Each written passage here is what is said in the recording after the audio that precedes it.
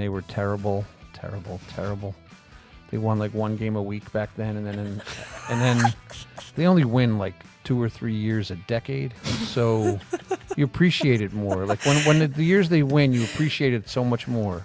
Although I will say, if I knew that was the last championship I was going to see, I would have kind of partied harder. And I remember screaming into the pillow, like in the living room. And try not to wake you up. Your mother came out and said, "You're going to wake Ashley up. Shut up." Yeah. I mean, because Shea was a dump, but it was my dump. I mean, they had like 5 on-field fights that year. They were the hitter and the pitcher that we've been waiting for forever, and they were great. And they should both be in the Hall of Fame, but for various reasons, they're not. 2006. I don't really remember that. I remember it being bad. 2006. Take a beat on Look that. at the disappointment. We were up 7 games with 17 games to go and blew the division lead. My phone's passcode may or may not be Lee Mazzilli's career hit total. See, now you just told everybody can get in your phone. I mean, you got a lot more heartache to get through to top me. This is Why Am I a Mets Fan? A podcast hosted by Samantha Croston and Ashley Wenskoski.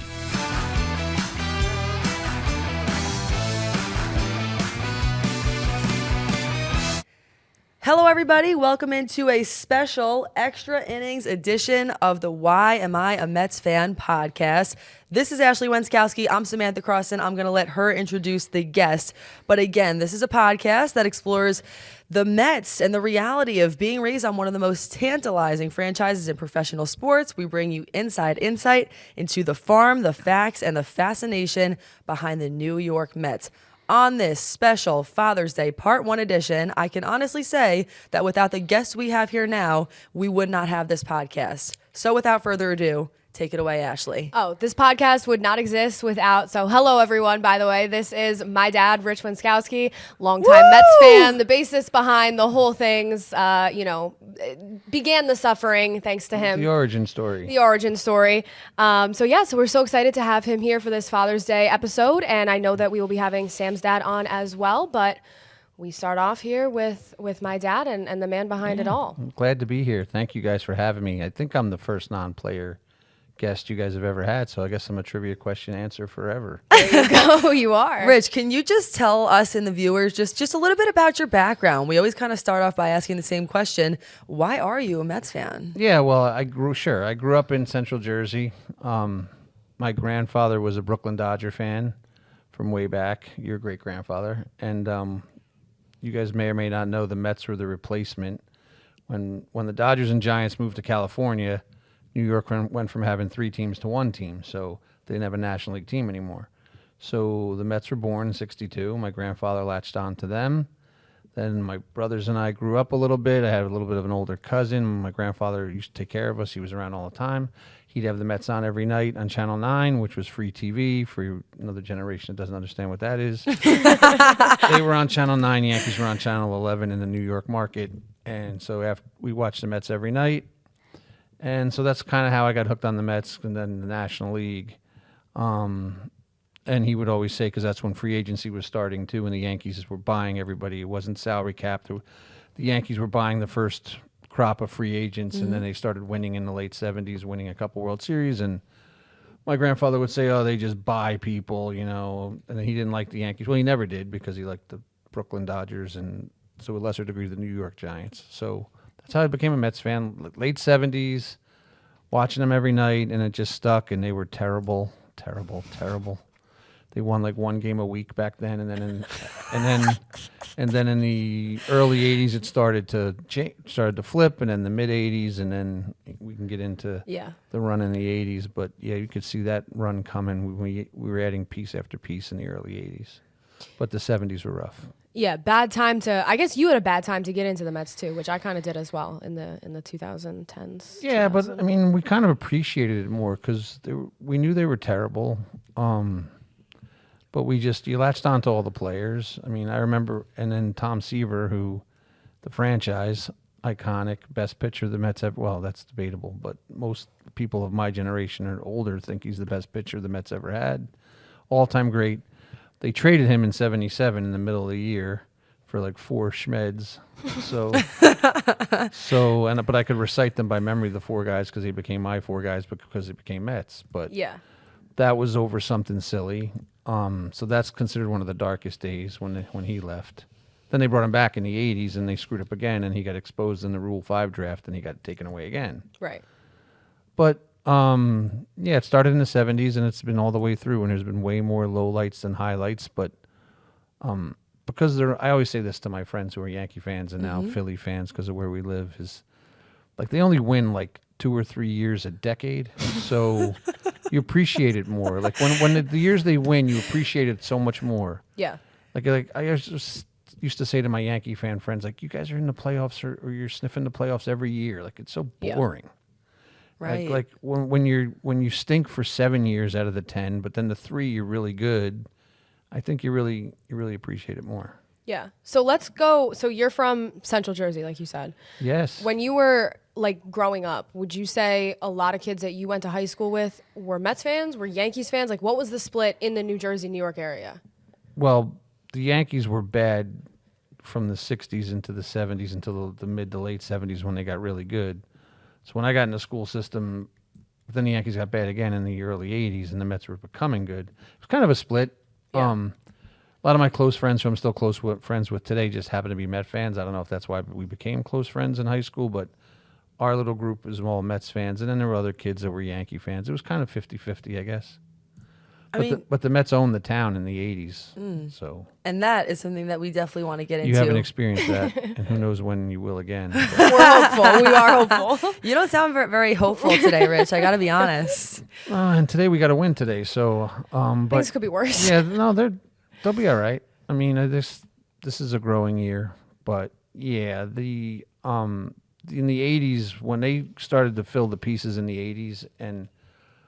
You could see it coming. Like there was like a little wave. Like they were terrible.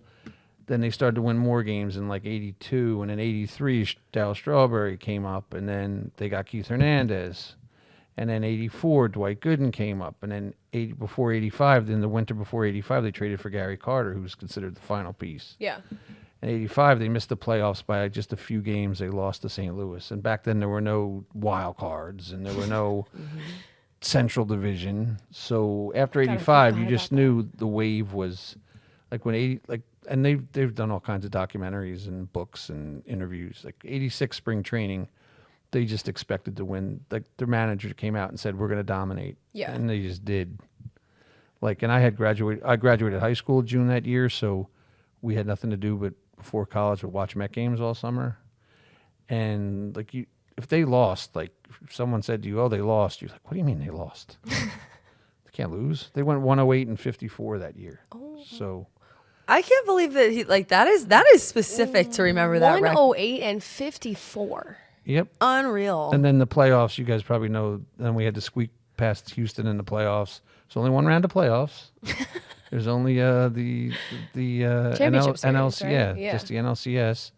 And then the famous World Series with Boston where we were down 3-2, and then the Buckner game, and then Game 7 we were losing 3-0 also and came back to win. Although I will say, if I knew that was the last championship I was going to see, I would have kind of partied harder. All right. Well, not last championship you're going to see. Let's have optimism. Well, but with the party harder from then thing, to now, that brings me to a question that was on my mind, if we're just going to jump around, because why not?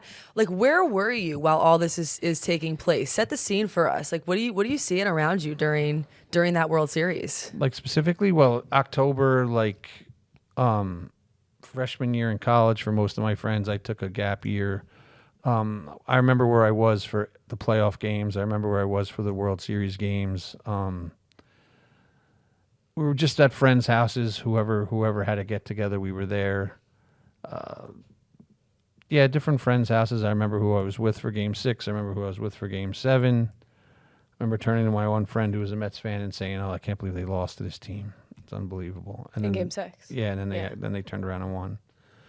But then turning that loss into a win and the hugs and everything. And my grandfather was still alive at the time, so of course I was watching the games with my friends. I remember after the Mets won the whole thing, I called him up the next morning and I'm like, "Gramp, they did it. They actually did it." And he was like, they did. And so we had a little moment on the phone. That was kind of cool. When they won like Game 6, like the whole Buckner ordeal, did you know they were going to win Game 7? I did. I was really and but then we're down 3-0 in Yeah. that game, and people around me were bleak again, and I'm like, they're not losing this game. They're just not. Yeah. They're gonna come back. And then they started chipping away, and they came back. So yeah, and then they got ahead, and they didn't lose the lead, and then it was crazy.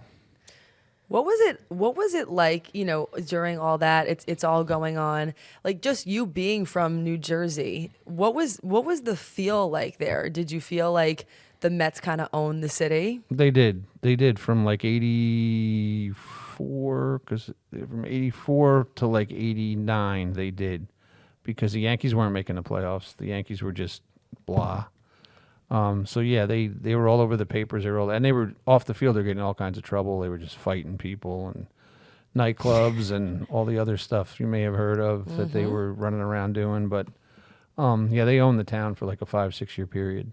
Yeah, that was something I wanted to ask you about, because that was, now we get to see all the documentaries, right? In today's age, the Doc and Darryl, the Keith Hernandez is featured on a lot of them, talking about those teams in the 80s and the 86 team. But that was such a Wild West time. Like, that's what I always remember you saying to me, that they were just... It's like the Wild West. Yeah. Like, what was that? I guess, did you know at the time that they were so crazy, or is that something that's really come out kind of, No, we knew, afterwards? because they had such an arrogance that they really did it. They expected to win, and they knew they weren't going to lose. I mean, they had like 5 on-field fights that year. Like, if a guy slid in hard, or if a guy said something to them, then you just blink your eyes and there'd be a brawl.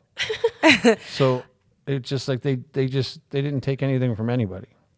Do you think that that's a part of the reason why people were drawn to them, though? Yeah, it's part of it, the winning, and it was that they had lost for so long, and then they were winning all of a sudden, and then they were all of a sudden arrogant, and they went from being like the team that everybody killed all the time to like the bullies now. Yeah. What is, so two like very controversial figures in Mets history, but like give me your takes on Doc and Darryl and just what they meant to, the fan base. I'm kind of conflicted with those guys, because when they came up, and because I invested in their baseball cards, I'm supposed to be retired by now, but That's another topic. That kind of didn't work out. They were the hitter and the pitcher that we've been waiting for forever, and they were great, and they should both be in the Hall of Fame, but for various reasons they're not. Yeah. But they were just electric. Like the year 84, 85, Gooden, when he pitched, like you had to like plan around it. You're like, oh, Doc's pitching tonight, so we got to make sure we're not traveling, we're not doing this. Yeah. We need to be somewhere watching. So, and then they had the veterans, Hernandez and Carter. And then there was Ray Knight and Kevin Mitchell and Mookie, my little friend Mookie, who had been there when they were terrible. So yeah, then you just knew they weren't going to lose. It was just a magical year. So then you think they're going to do it every year. So then 87 comes, they lose by 3 games in the division again. They lose to the Cardinals by 3 games. 88 comes, they win the division, but then they run into the Dodgers, who had Oral Hershiser, who they just couldn't hit. He threw a pitch, they just couldn't hit him. They lose to that team in 7, which they shouldn't have lost to.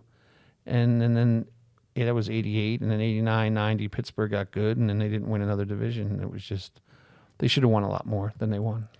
Ultimately, a lot more downhill, I think, from there than some people expected. And that kind of brings me to my next question, which is, like, what do you think is the most frustrating thing about being a Mets fan, for being in the weeds for as long as you have? It's kind of the fact that, like, they're in the biggest market. I mean, for years we had owners that were really, for lack of a better word, cheap. Yeah. So they should, and then they would make a lot of bad hires with bad managers, and then they'd have bad free agents who were great other places. And the joke was always coming to the Mets, it's going to be terrible. Mm-hmm. And then they usually would be. Still the case sometimes. A joke that came true. Yeah. And then, because, the Wilpons were our owners forever. They bought out the other guy when they originally bought the team. And they got so bad that the joke around was that people used to call the Wilpons the coupons, because they would always shop at the bargain rack and the clearance rack. So then we got Uncle Stevie. We got Uncle Stevie. We got the richest owner in sports. Yeah.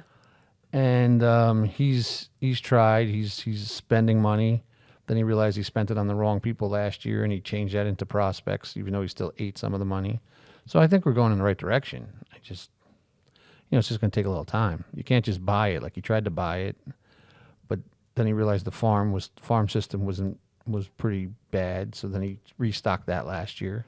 So I think he's doing it right. It's just frustrating because they have a high payroll, they have a core, and they just, you watch them night after night, they just can't hit, and you just like, or when they hit, the bullpen's terrible. And you're just like, you spend all winter, and these are the bullpen guys you come up with, like.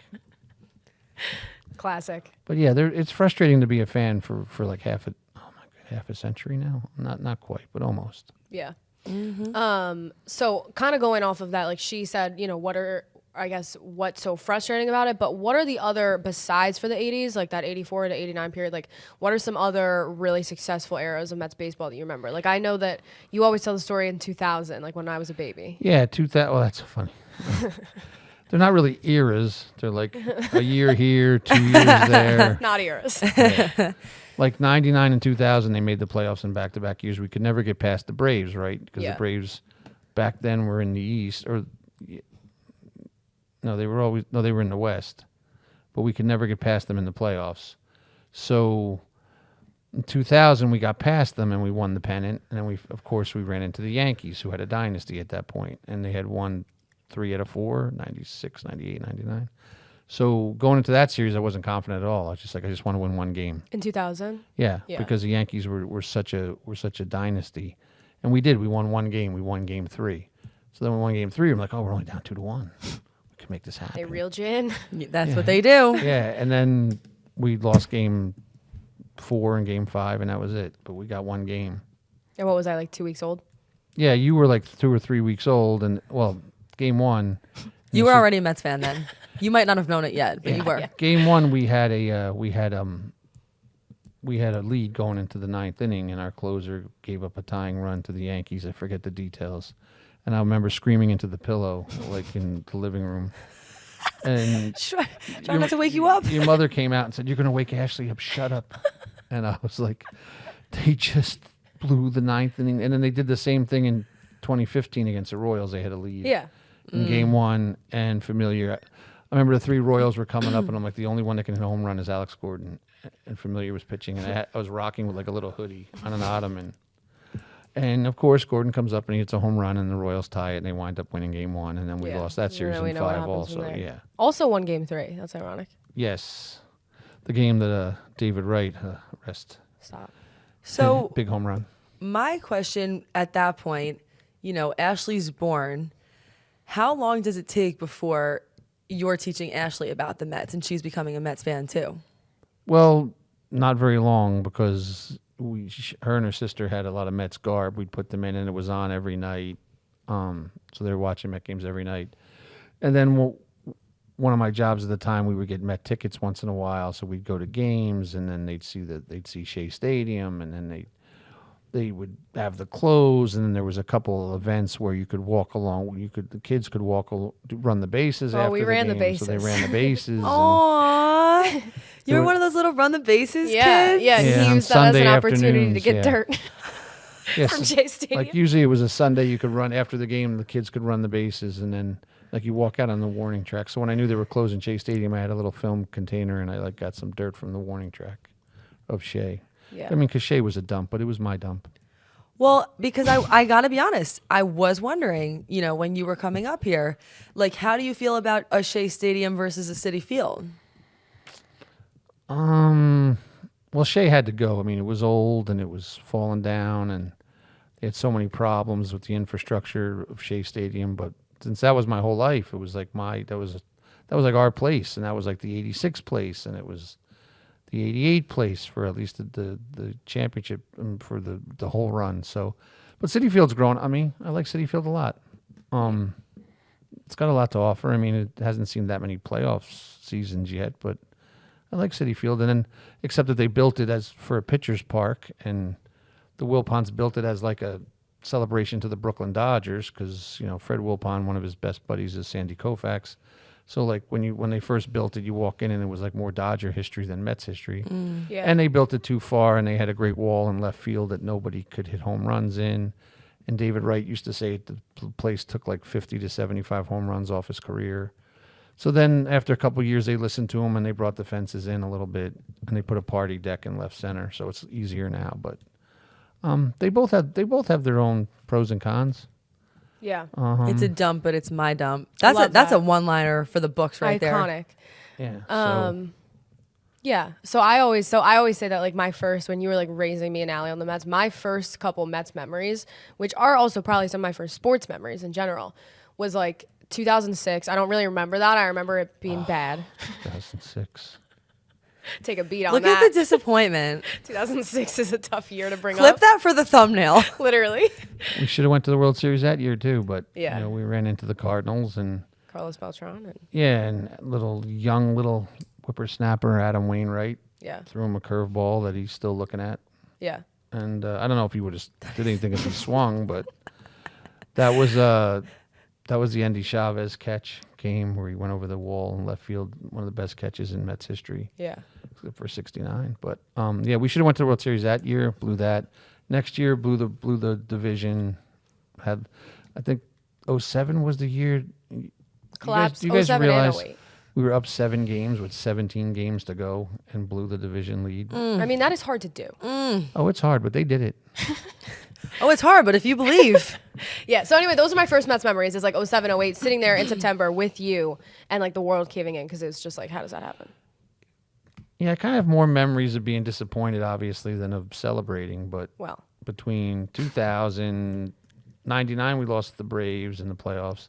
2000, 06, 15, 88, which when I was a college student, that because we should have won the whole thing that year too. We had a 2-1 lead, and Gooden gave up a home run in the 9th inning of Game 4. We were going to go up 3-1. yeah. Wound up losing that game. So yeah, there's a lot of more downs than ups, but it wouldn't be fun if it was all ups. Like we appreciate it more, like I said in the beginning. Yeah. That brings me to, so you're talking about the Braves, and this is something that we've talked about in a couple of the other episodes, is like modern day Mets fans, I feel like, have a real hatred for the Phillies and a real hatred for the Braves because they're this thorn in the side every year, right, in the division. But I feel like when I talk to you, it's more so Braves, Yankees, Cardinals are in there because of, you know, how things used to be. Like, where do you rank those 4 teams in terms of Well, like as far as like our biggest like rivals, that make me upset. Yes. That make him upset. Well, in the 80s, like I said, there's no Central Division, so it's East and West, right? Yeah. So the Cardinals were in the East, the Cubs were in the East. Cardinals fought with us in 85, 86, 87, 88. Like we won 2 divisions, they won 2 divisions. We could beat them, but then they beat us just as bad. Then the Pirates got really good, and so I was not a fan of the Pirates in like 90, 91, 92. Braves have been thorns in our side forever. Yeah. For like 3 decades now. The Yankees, even during interleague play, I'm just like, you know, as you get older, you just like I don't have the vitriol for the Yankees I used to have. The hatred. Although Derek Jeter celebrated on my field, and that's something I can't forgive. I understand. So where It's do you unforgivable. put them in like a quick 1, 2, 3, 4? Braves 1, Cardinals 2. Oh. Braves 1, Cardinals 2. I can't put the Yankees because, you know, interleague play, it's like, oh, look, it's so nice they're playing the Yankees. Yeah. But then the Yankees started to beat us more, and I would just try to win 1 game of that series. So, Braves 1, Cardinals 2, Phillies 3, Pirates 4, I guess. Oh my God, the Yankees aren't even in your top 4. She is a Yankees hater. Whoa. Well, I kind of am too, but like I said, as you get older, and they haven't won since 09. Yeah. He's Although tired of hating them for Of the course, moment. although Yeah, he's had enough. this year they're on a nice thing, and then I have an aunt and uncle and cousins who love the Yankees too. Right. So it's not like when I see them, we just like grab each other's throats. So See, Cardinals too is something I think that's interesting because that is an older crowd of Mets fans. The young generation of Mets fans would be like, why? You know? Yeah, listen, I've always said it's funny because we do talk about that frequently, but she is definitely a Yankees hater. You would put Yankees. What did I say? I think I said Phillies, Braves, Yankees. 'Kay. The Phillies is like a personal, because we live in Phillies country, so that's yeah, tough. I can't forget those. Phillies talk radio is unfortunate. Maybe The Braves is where we all We agree on the convene. Braves. Yeah. But I think I'll have the Phillies replace the Pirates as number 4, Yeah. Yankees 5. Yeah. Okay. Okay, that's a solid list. I will tell you guys one thing that no one else will probably tell you. Like from the late 70s, you asked me my origin. Like Yeah. my favorite player. There was one guy in the Mets who was like their little young up and coming little outfielder who I kind of latched on to, named Lee Mazzilli. Your older people will know who he is.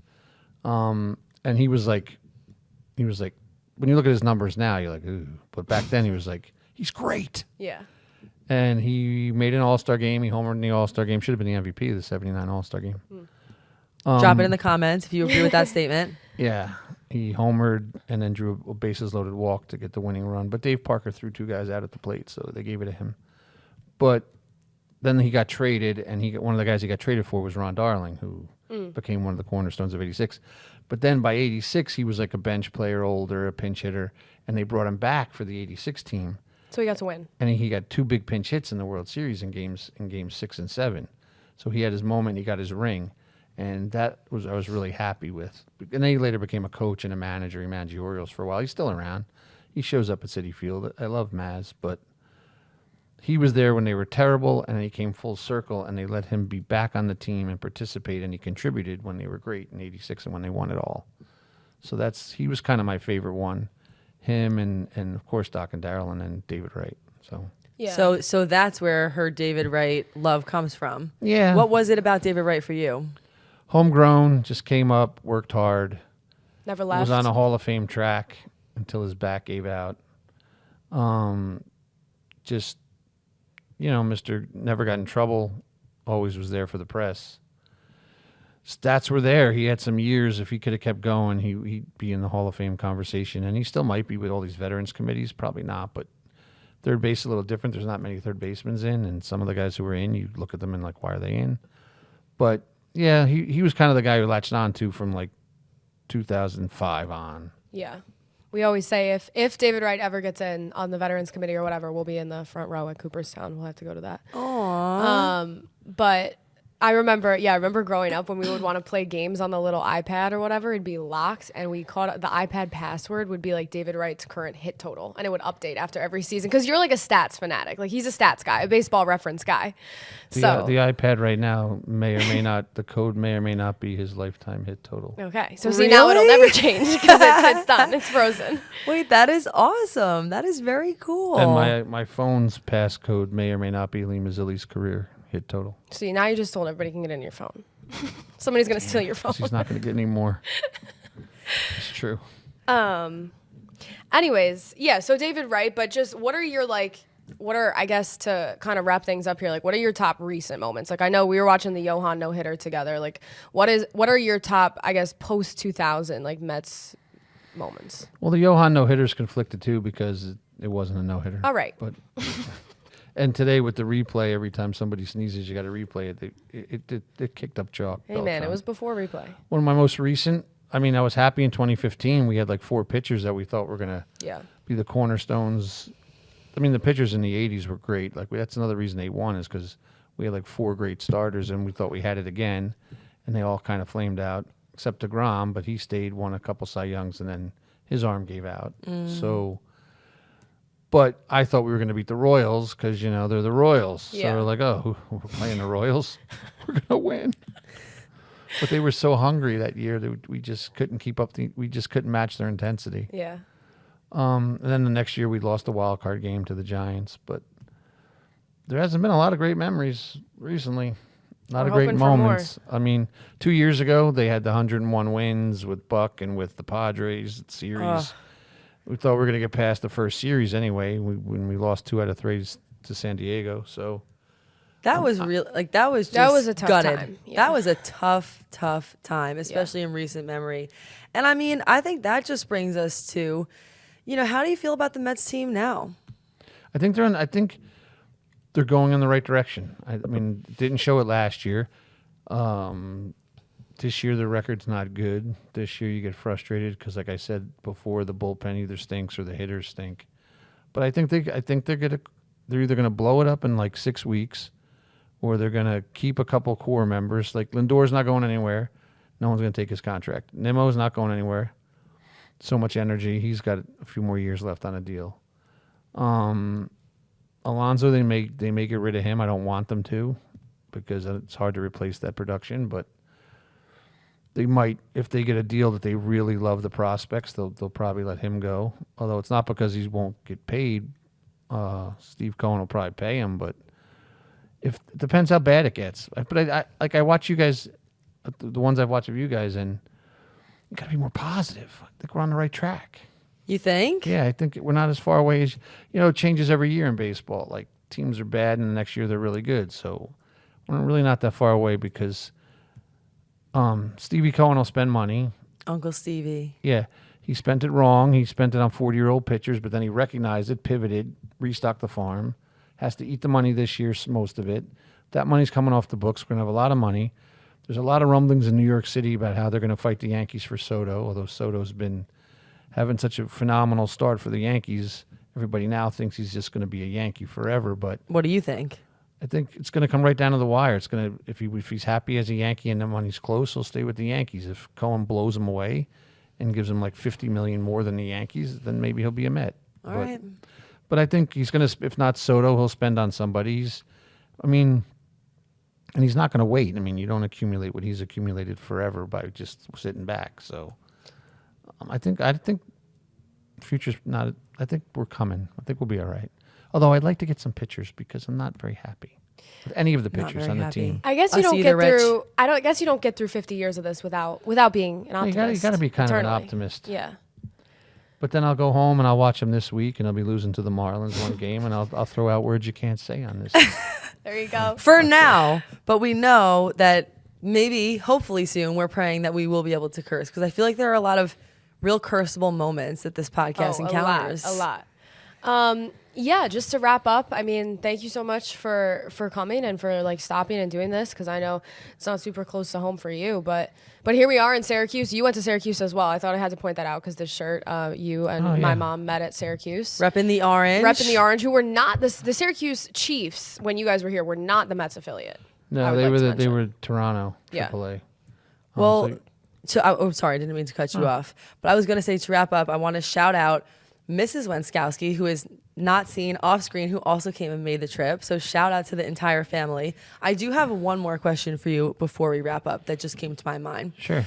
It's one thing, I think, to grow up with kids in your households who are Mets fans, but how cool is it for you to see your daughter being on a podcast talking about your favorite team? Oh, it's awesome. It's really cool. You couldn't have imagined this. Even when she said, I want to go into sports broadcasting, you don't think, oh, she'll do a Mets podcast one day.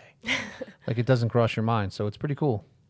And you guys should just keep it up for as long as you can do it because you're knowledgeable, you're passionate, and you should just run with it.